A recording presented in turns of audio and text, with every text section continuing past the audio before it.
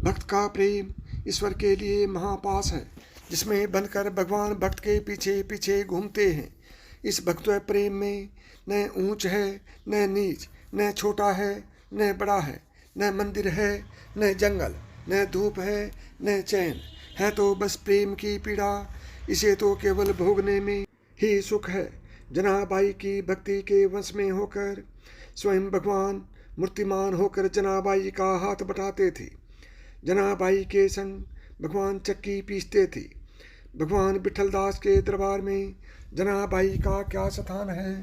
इससे सिद्ध होता है कि नदी से पानी लाते समय, चक्की से आटा पीसते समय, घर में झाड़ू लगाते समय और कपड़े धोते समय भगवान स्वयं जनाबाई का हाथ बटाते थे। भक्त जनाबाई झाड़ू लगाती है, परंतु श्री कृष्ण जी कूड़ा भरते हैं। वे ही अपने सिर पर टोकरी लेकर उस कूड़े को दूर ले जाकर फेंक आते हैं। केवल भक्ति के भूखे श्री हरि भक्त के लिए निम्न सत्र के काम भी करने लगे। तब जनाबाई बिठुल जी से कहती है, मैं आपका यह ऋण कैसे चुकाऊं।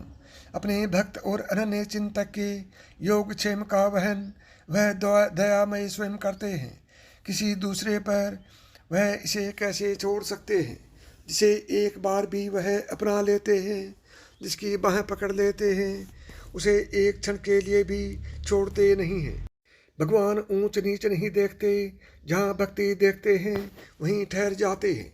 नामदेव जी के शिष्य थी जनाबाई, जो गांव की सीधी सादी भोली भाली महिला थी, कुछ जानती नहीं थी।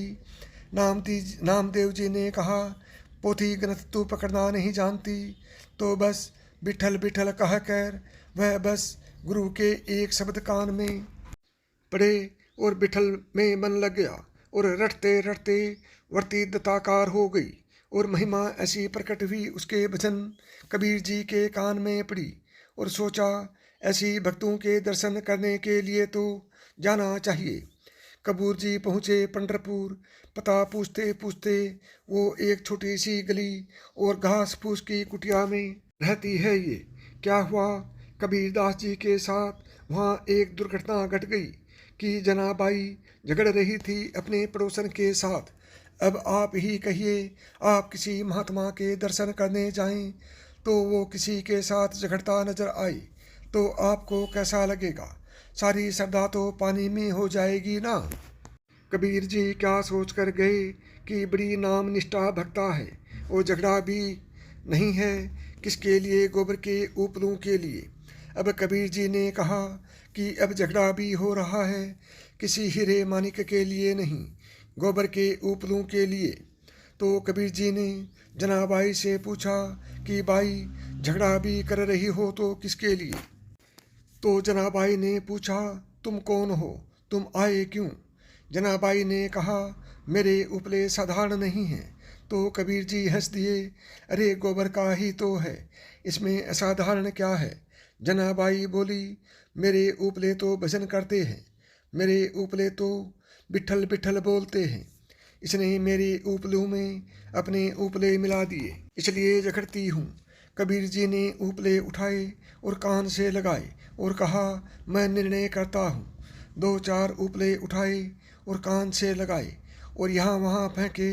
अचानक कबीर जी के हाथ में एक उपला आया और कान से लगाया तो कबीर जी का रोम रोम रो उठा। उसमें से बिठल बिठल की आवाज़ आ रही थी। कबीर जी ने जनाबाई को साष्टांग प्रणाम किया। जनाबाई एक सिद्ध आत्मा है, वह धन्य थी। दूसरों के लिए एक आदर्श मार्ग रखा। तो साथियों, यदि आप भी विठल जी की कृपा चाहते हैं तो विठल जी के लिए अभी मेधांस की कहानियाँ यूट्यूब चैनल को सब्सक्राइब करें। जय विठल जी, जय विठल।